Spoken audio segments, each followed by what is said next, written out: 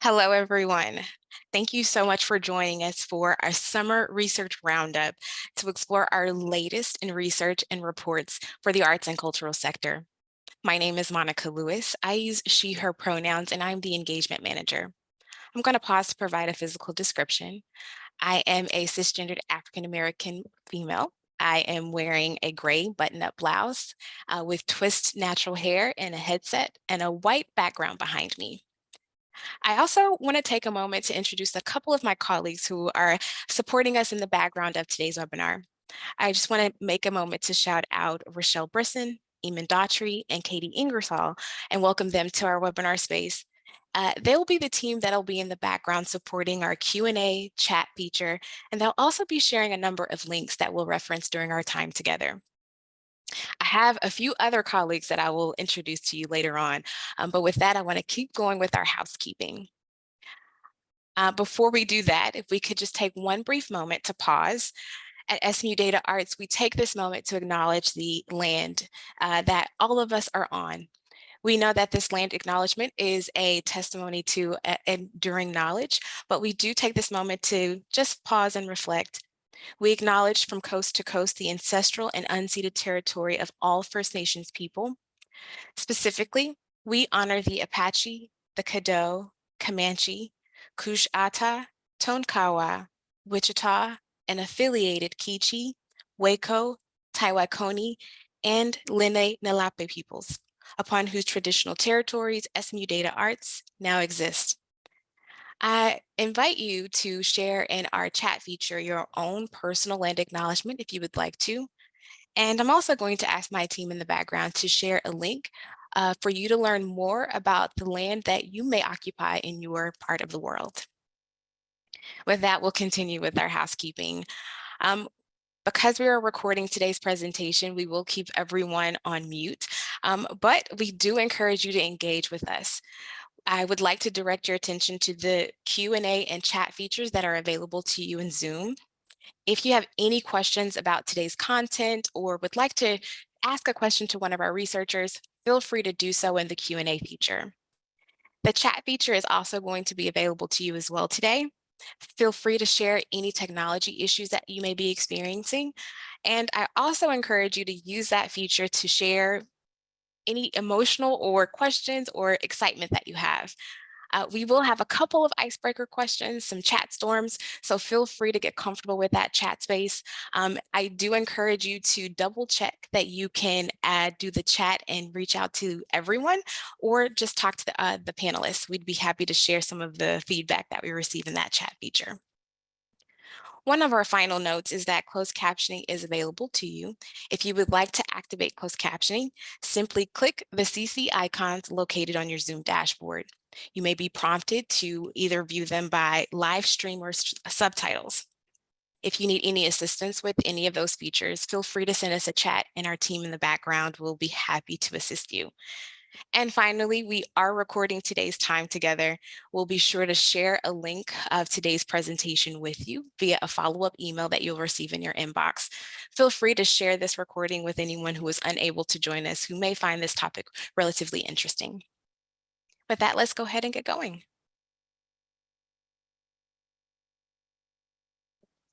So here are our agenda. This is some of our talking points and goals that we have for today. I'm going to start by introducing our amazing team of researchers. I'm also excited to welcome one of our newest members to our research team as well. We'll spend time exploring some of our latest research and reports that are available to you, and we'll even talk about where you can find them. Before we end, we'll spend a little bit of time talking about some of the research that we're already in progress in, and a bit of a sneak peek to something that we're working on as well. At the end of our time together, I do hope that you are excited about some of the research that will be available to the sector and an opportunity to talk to our team. We encourage you to stay connected with us as we continue this exciting work. With that, I do want to share a little bit about our organization and just give you a brief overview of SMU DataArts. Our mission is to provide and engage organizations and individuals with evidence-based insights needed to collectively build strong, vibrant, and equitable arts communities. We do this by employing cutting-edge research techniques and high-powered computing to test hypotheses, build theory, and increase the understanding of the arts and cultural sector. Our research efforts range from academic papers to things published in leading journals, applied research undertaken with community partners, and actionable insights shared directly to arts practitioners. So with that, I want to go ahead and show you and introduce the team behind that work. First, we have Dr. Zani Boss, who is the director of SMU DataArts, and as well as the professor of arts management and arts entrepreneurship at the Meadow School of Arts and Cox School of Business. I also would like to introduce Daniel Fauner, who is the associate director of research for SMU DataArts. Daniel, would you like to introduce yourself really quickly? Hi, everyone. I'm Daniel Fauner, and I manage a lot of our practitioner work and also other research projects that we'll discuss today. I use he, him pronouns, and I'm a white male with brown hair. Thank you, Daniel. We also have Becca Roscoe. Rebecca is the senior research associate for SMU DataArts. Becca, would you like to introduce yourself? Sure, thanks, Monica. Hi, everyone. My name is Rebecca Roscoe. I use she, her pronouns. I have dark brown hair pulled back in a ponytail, glasses, and wearing a gray cardigan with a white background and red bulletin board behind me. As the senior research associate, I've been at the organization since 2014, so seen a lot of change and have been really excited about the research opportunities that have been coming out of SMU DataArts in the recent years. Thank you so much, Becca. I also would like to introduce Yoonjin Hee. Yoonjin serves as our data scientist on our research team. So Yoonjin, would you like to introduce yourself? Thank you. So hi everyone, my name is Winji, data scientist of the DataArts research team. I use he's to pronounce, and I self-identify as Asian. Well, it is about the first anniversary for me to join DataArts, and my responsibility in the team is to apply the advanced data managing tools to level up the services and the researchers that we involve. So lot of interesting things going on. Pleasure to be here. Thank you, team.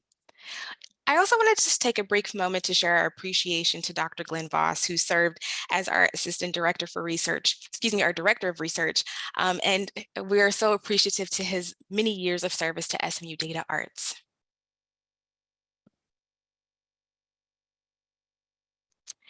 And with that, I'm super excited to introduce Dr. Jen Benoit-Bryan, who is our newest team member. Jen will serve as our director of research. Prior to her role, Jen served as the president of Silver Linnett's audience research. Jen led that team by prioritizing research strategies that pulled in new voices, that were collaborative, that co-created with communities, and that sparked a lasting change in the arts and cultural sector. Jen, we're so excited to have you be part of the team. Thanks so much, Monica. I'm delighted to be here. And I'll just pause and share that I use she, her pronouns, and I'm a cisgendered white woman with curly brown hair and glasses in a blue shirt sitting in front of a rainbow-hued quilt on the wall behind me. I'm really pleased and delighted to be joining this team that I've watched and admired for many years. My research at Silver Linnett has mainly been with really incredible individual arts and culture organizations, many of whom are struggling with similar questions and challenges, but not always sharing the insights that they're learning with each other, sometimes, but not always. And so having the opportunity at SMU DataArts to really leverage the many connected data sets and insights that we have access to here, and to share them out widely with anyone who's interested across the arts and culture sector is really exciting to me. If you'll give me 1 minute, Monica, I'd love to just share one research project that has transferred with me across roles is Museums Moving Forward, which is a study of workplace culture, pay, and promotions across more than 50 art museums in the country. Though it's work that's yielding some really fascinating insights around low pay as a serious challenge to the future of museums, the extremely long and uncertain path to promotion within those museums, and the really substantial negative impact discrimination and harassment has on every aspect of workplace culture. So I look forward to sharing those forthcoming results through an SMU webinar early in the fall. Thank you so much, Jen. And you really are kicking us off with our really great discussion about research. So I really appreciate you being a part of our team and getting us started on that research tip.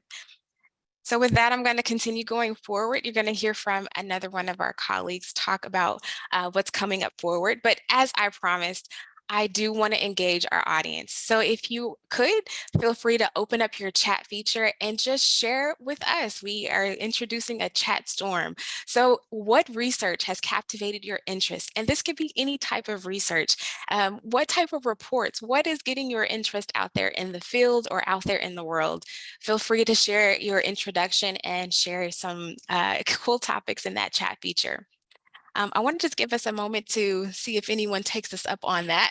I see some folks have been introducing themselves in the chat feature and sharing their local land acknowledgements. Thank you so much. And I encourage you to share in the everyone task if you're able to. Well, as folks are sharing their chat storms, I'm going to go ahead and switch gears and lead it back to Rebecca. Thanks, Monica. So to kick us off with research that has been recently completed, this past winter, we released a report that evaluated the impacts of grant making and social change and how investments in communities really pay off. So for this project, we worked with the Ford Foundation to understand their creativity and free expression, arts and culture programs' progress towards driving long-lasting change. And I'm going to refer to their program as the CFE program moving forward to save on words.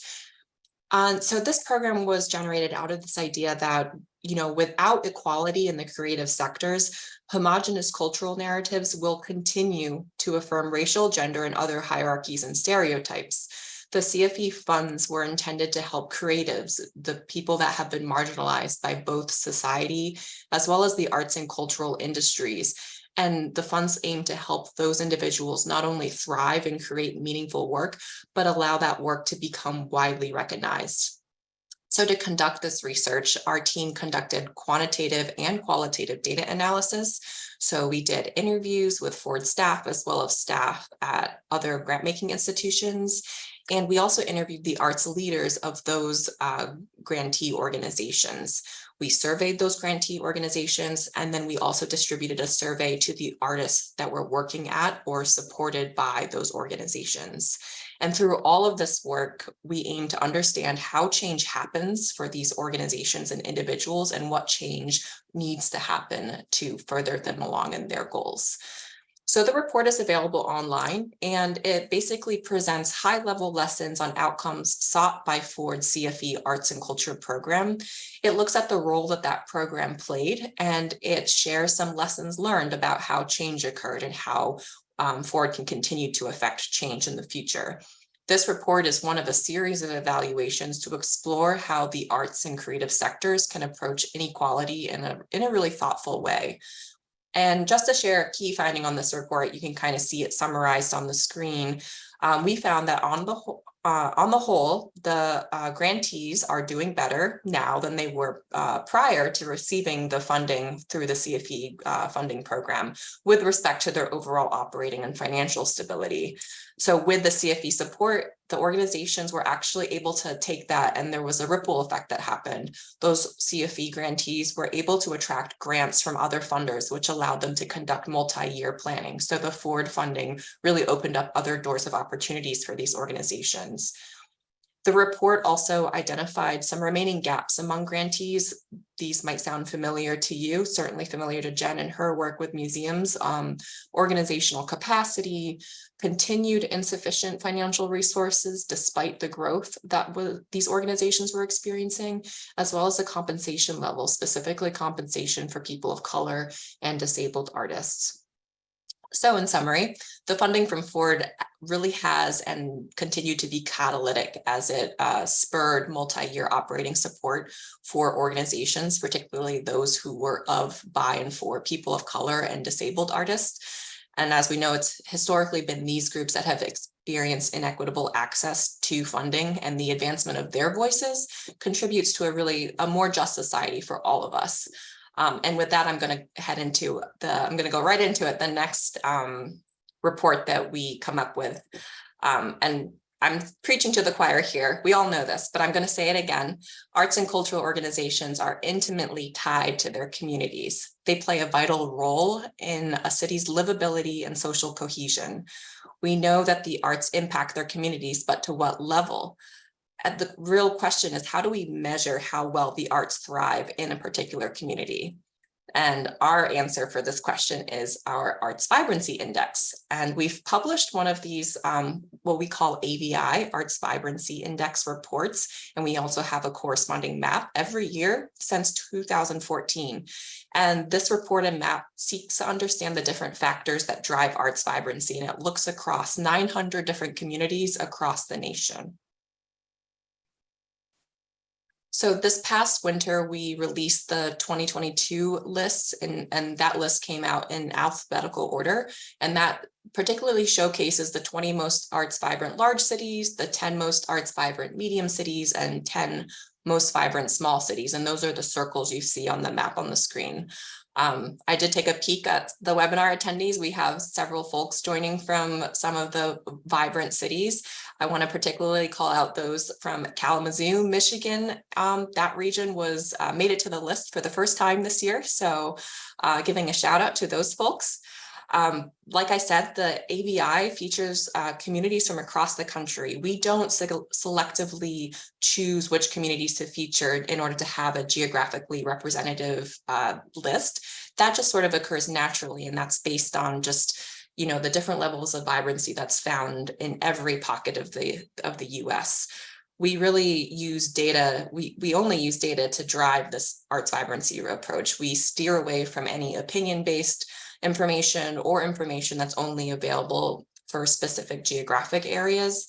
We also adjust all of the data at a per capita level, and we account for differences in things like cost of living so that we can, as much as possible, level the playing field so that we can analyze both large communities and small communities and let those vibrant characteristics of those communities bubble up to the surface without the noise of population and things like that kind of overcoming, especially with the small communities. And just to give a brief methodological overview, the vibrancy takes into account 3 main rubrics, and those are arts providers, arts dollars, and state and government funding. So in other words, we're looking at the amount of arts engagement opportunities available, the amount of money the arts bring in and spend, and that includes compensation. And then thirdly, the artistic funding opportunities that exist within a community. So I'm going to pause here and just ask everyone if they've explored this AVI report. Have you heard of it? Have you used it? What kind of questions or thoughts does this report sort of bring up to your mind? And as you utilize or as you share the ways that you've utilized the report or any other thoughts around it, I'm going to move on to the next slide and share ways that others have used the report or that you can use the report. So of course, we encourage you, I think it's the slide before. Yeah, thanks. Of course, we encourage you to download and read the report. This is the arts vibrancy map. We saw this earlier. So the darker the color, the more vibrant that county is. So every little piece in this map represents a county in the US. So this map really allows you to get granular with your data. You can, people have used this data to understand the overall intensity and capacity of a particular community's arts and culture sector. And we've seen arts leaders, businesses, citizens. It's kind of cool to see where you sit in relation to other adjacent counties.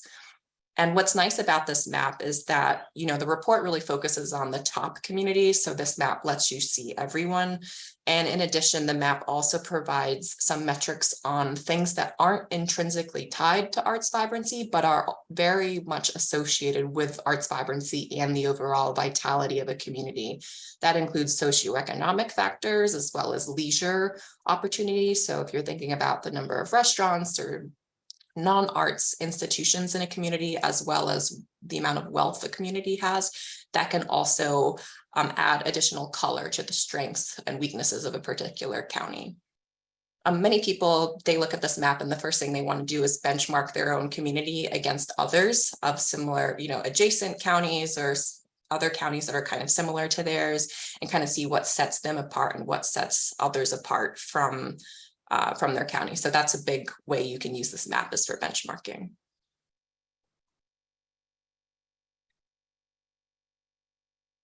Just ask to go to the next slide. Thanks. So data is great, but storytelling is another really great way to bring life and data into research reports, make them a little less dry and a little bit more relatable. Earlier this year, we hosted a national webinar titled Sustaining and Strengthening Vibrant Communities.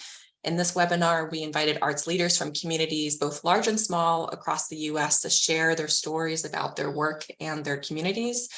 We talked to them about their experience in strengthening and sustaining their region through art, especially during COVID-19, and how they approached recovery and reopening post-pandemic. In addition, on the website, we've also been rolling out community profiles that highlight the fabric of vibrancy in this year's top cities. So in these profiles, you can read what makes each community unique, whether it's Chicago, which boasts similar arts offerings at the fraction of the cost compared to other major cities like New York and LA, where cost of living is a lot higher there, all the way to Ann Arbor, where their arts vibrancy is driven by the University of Michigan, which kind of acts as a cultural hub for the arts. And you can stay on this slide here.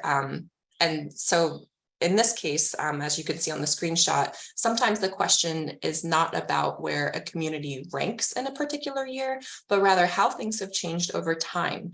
And this example with Dallas points to this larger trend we've seen in arts vibrancy, where particularly amongst large cities, vibrancy is found to be driven either by a high concentration of arts, so let's say in the city center, or by an extensive dispersion of arts and culture. So in Dallas, they are the former. They have a high concentration right in the city. And in the blog, we give space to Dallas to celebrate their improvement in arts vibrancy. They don't place in the top category because of that concentration of the arts. And because their population is actually growing pretty rapidly. So that per capita measure, the amount of arts available per person living in Dallas is low. So that doesn't put them to the top of the list, but you can see improvement over time when you look at their arts vibrancy measures year over year and thinking about how that city has just exploded in population and how they've been able to retain artists despite that explosion. Is something that is truly amazing to celebrate. And another example of how you can learn about a community's vibrancy just, beyond just kind of seeing where you compare it to other communities.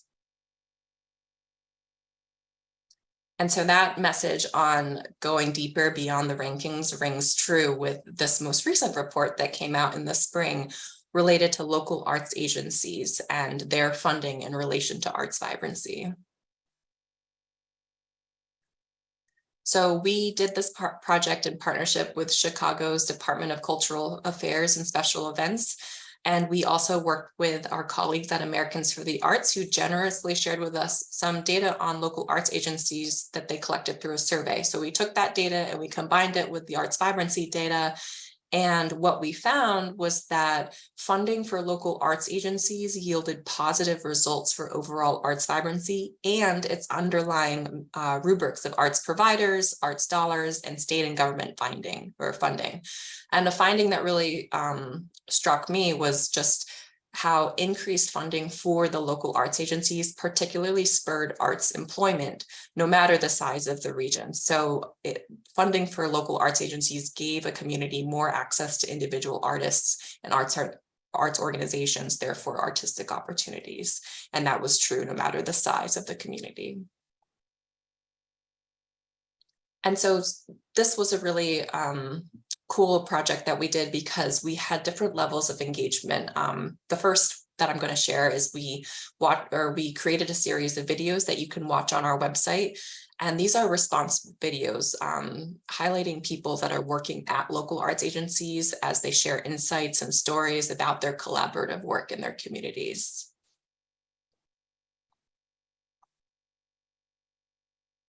Now, partnering with AFTA means we definitely had sort of an advocacy angle to this work. It has been very helpful for advocacy purposes as people, go and advocate for more support for local arts agencies. We worked with Randy Cohen, who is the Vice President of Research at Americans for the Arts, on this blog that you can see here. It's a really insightful piece, and even beyond just advocating for local arts agencies, you might find it helpful, containing some really great advice for advocacy in other spaces. Randy does a great job of summarizing that, and we'll drop a link in the chat for that blog. And then lastly, this last piece of engagement is super exciting. We collected testimonials and quotes that we collected from the field. And in case it's difficult to read, I can read the quote that's on the screen here. It says, "We believe the arts are essential to a thriving community. The arts connect people and create healthy places where people want to live, work, and visit. We are leading a movement to reimagine models of partnerships and foster exchange between arts and business communities.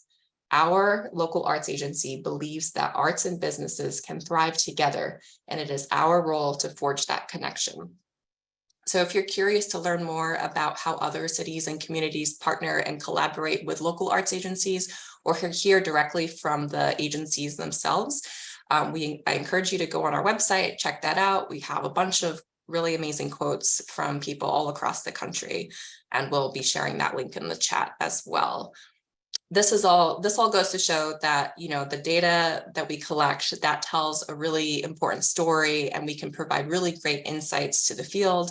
However, it's these stories and it's these you know, testimonials and quotes and reactions from the field that really provide depth and give us a more complete look at the sector. So I wanted to just take a moment and thank anyone and everyone who's contributed data or insights or even feedback through the chat today to this work, because that's really what sort of gives us that whole complete picture. And so with that, I'm going to shift things back over to Monica.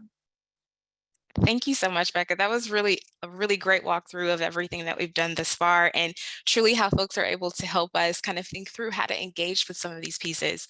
And so since I have a really great group of folks who are really engaged, I'm looking at our chat and the questions that you're asking. These are amazing questions and really good perspectives. I also noticed that a lot of folks shared really great resources about topics that were interesting to them. So I feel comfortable being in a space with other data enthusiasts as we talk about this work. But as an engagement person, I'm always curious to know how do folks like to engage with research? What are ways that you want to hear about what's coming from any research sector? So I'm going to launch a poll, and I'm going to just give you about 30 seconds to a minute to answer. You can select all that apply, and we're just asking, what method of choice do you like to receive information? Is it just generally reading the report? Do you enjoy a really good webinar or a discussion? Do you like to get your information at a conference?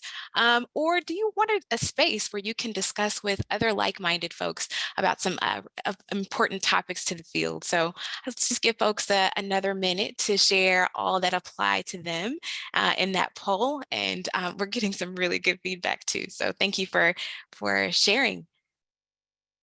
I'm going to give it just 5 more seconds.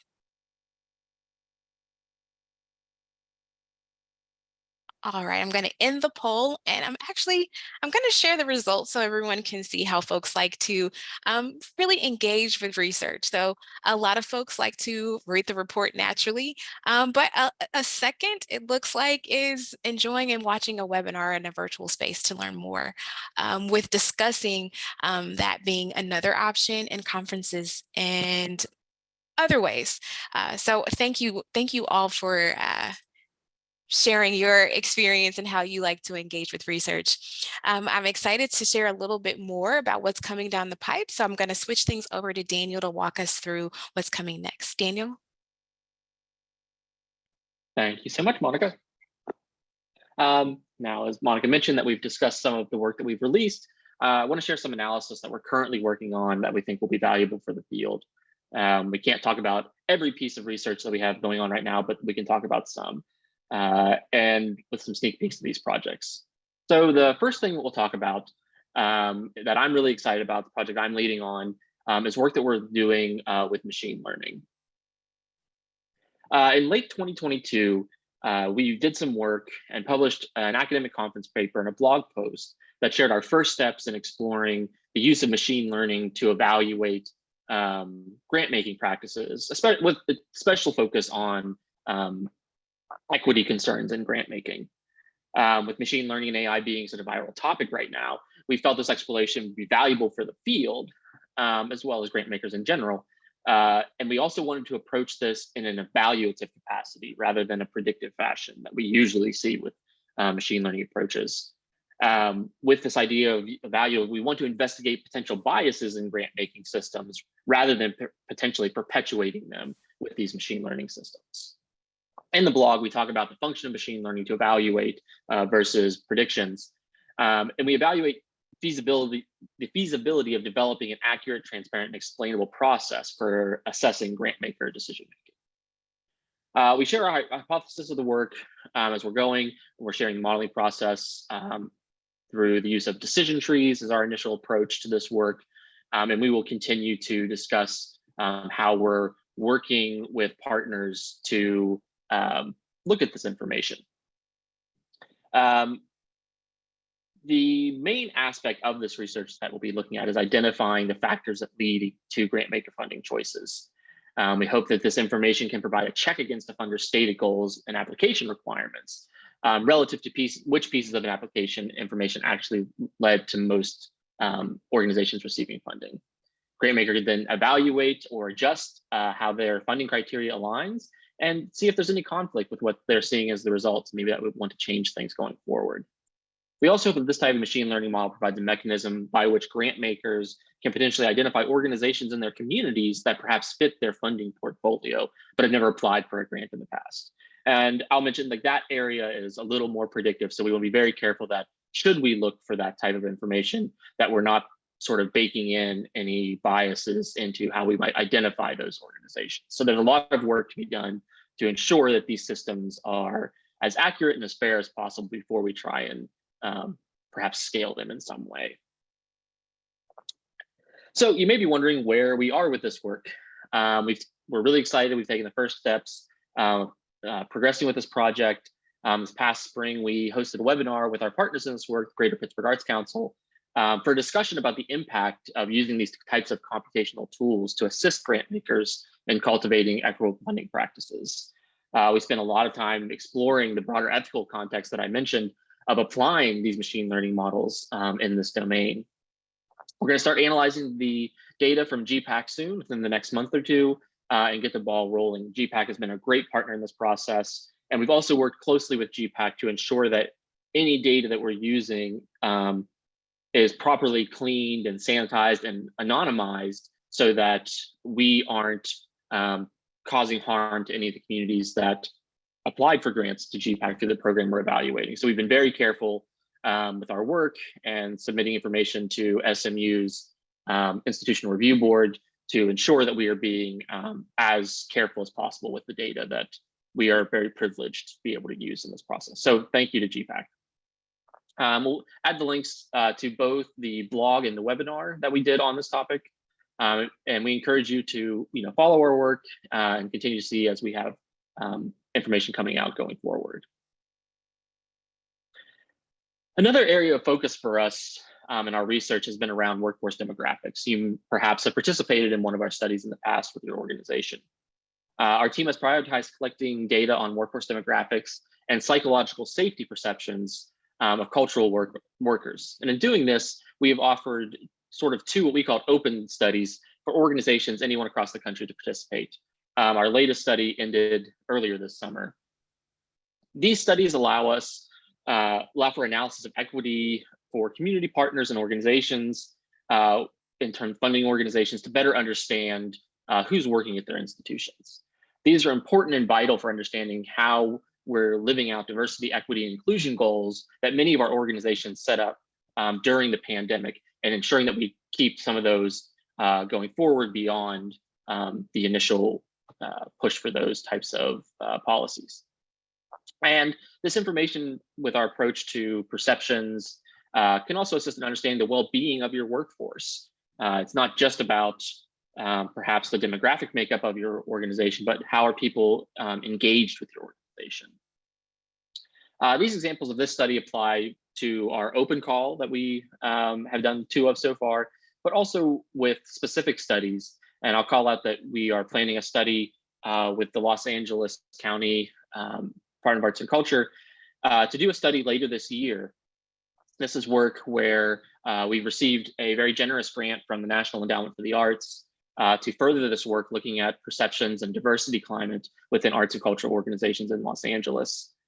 So we're really thankful to Los Angeles County and the NEA for being partners with us in this work. For this idea of psychological safety and diversity climate we specifically looking to see how it plays for BIPOC and LGBTQ employees in the workforce. And our ongoing research in this area will continue to add to this information that's available.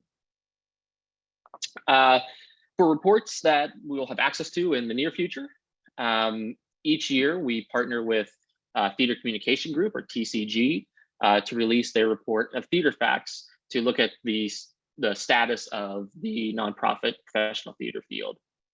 Theater Facts is an in-depth report examining attendance, performance, and overall fiscal health of the nonprofit sector to emphasize its significant artistic, educational, and economic contributions. These reports are very helpful trends to help understand what's going on within the theater industry, and especially with a lot of the news that we're seeing over recent weeks of different theaters and performing arts organizations reducing in size and or closing. It's really important to be able to look at this data and see what we can learn from it, how we can make better decisions with this data going forward. I'll mention we've been doing some work looking in Chicago. We've been also looking nationwide at performing arts companies and finding some interesting things from the Bureau of Labor Statistics, where in the performing arts sector, we're seeing number of employees exceeding pre-pandemic levels and payrolls exceeding pre-pandemic levels. But the average pay has taken a nosedive within the performing arts companies. And so there's this imbalance that's really affecting performing arts companies. Whereas on the other side, we're seeing with some museum organizations within this data where total employment isn't as high as pre-pandemic levels. And at the same time, wages on average have gone up, or payrolls on average have gone up for that group. So there's some interesting information that we'll have out in the near future that will discuss more of those topics. So I know they're very front of mind for a lot of people, as they mentioned in the comments earlier. In that same vein of reports you'll have access to within the next year, this fall we will release our 2023 Arts Vibrancy Index report. Last year we released in December, and so we'll release this later this summer or early this fall, or in this fall. We hope you're excited to explore where your community falls within this report, and as we start to see how COVID has impacted different communities and they change over time. And we hope to connect with you and engage with you as we get this report out and see which communities are on the tops of our list. And last year in our reports, we did not include the rankings of the organizations in the report, just as a respect for us not knowing everything around COVID, and we didn't want to be too direct with that. But this year we'll be bringing back the ranking system to the report. And again, this will be released later this fall. Finally, we're excited to share a small sneak peek about a project we've been working on. We don't have a release date for this yet, but we want to share some of the work that we've explored for an upcoming report focused on smaller arts and culture organizations. This year, we reached out to our constituents to survey research topics and areas of interest from the field, and we received really great feedback and ideas.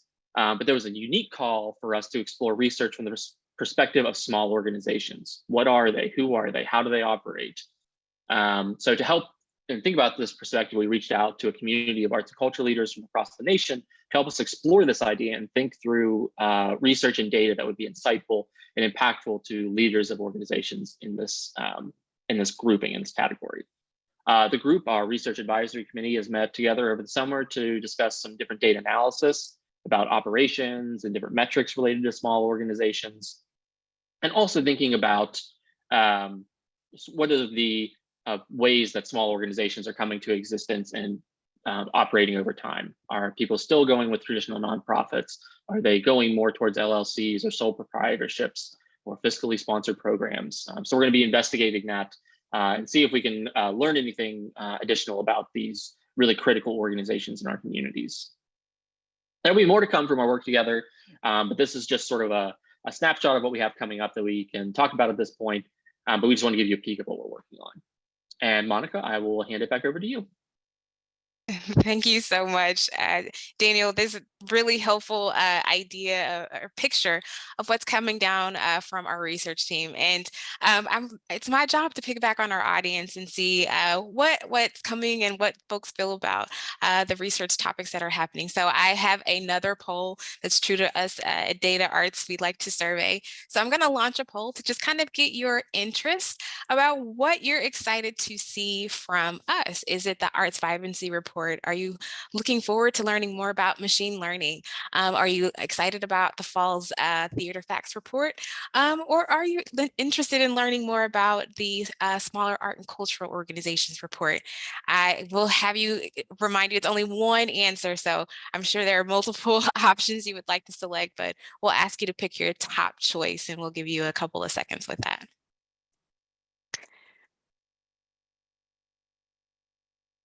Alex, I think you've shared a really nice comment, and if I can share that with everyone, I hope you don't mind.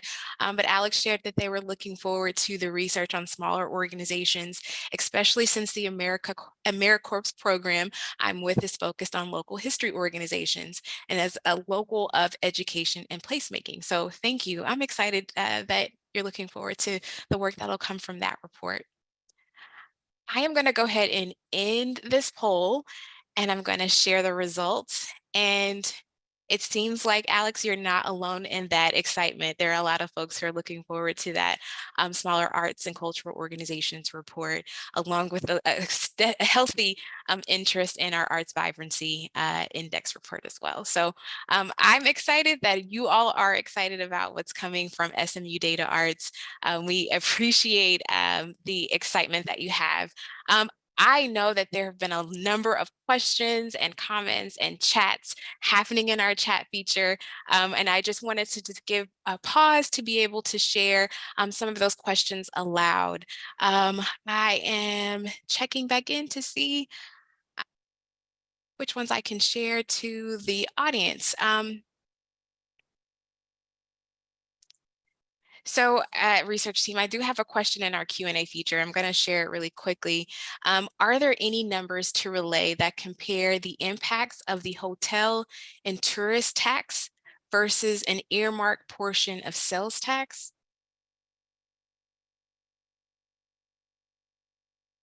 I'm not aware of that at scale across the US. A lot of different communities that may have those types of taxes don't necessarily report that in the same way. There are some, there's a census of state budgeting data that's submitted every couple of years to the federal government.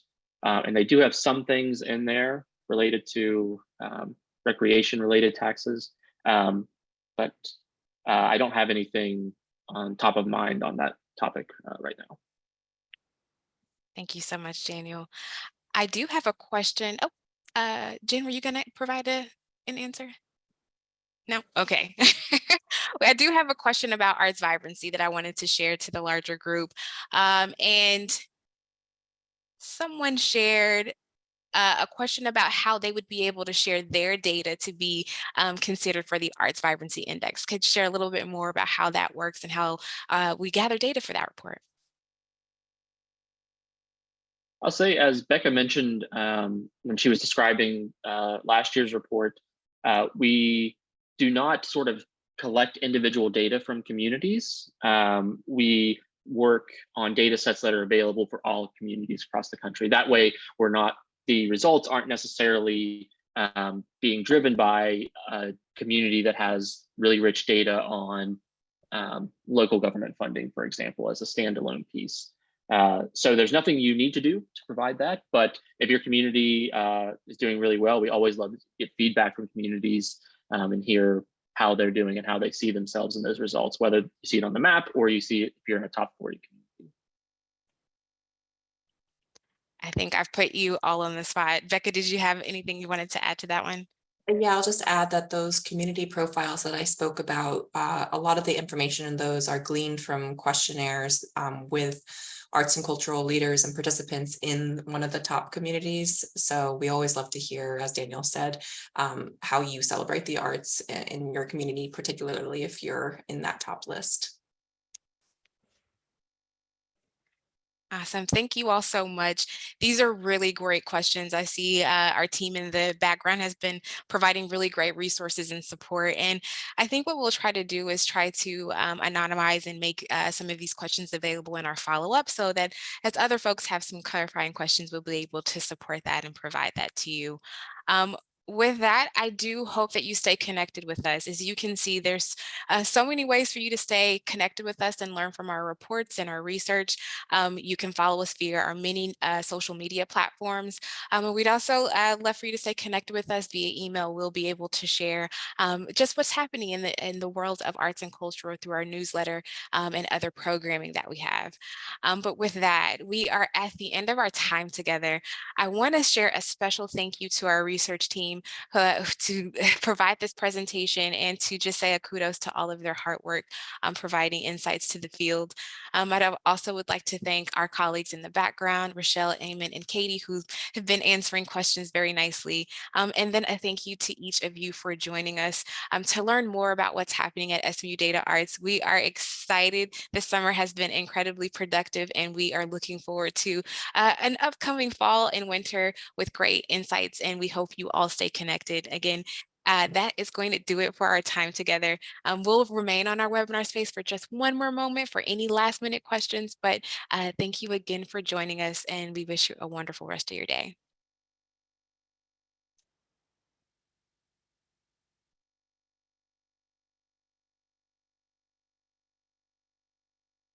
All right, thank you so much. We can go ahead and close our webinar space. Bye-bye.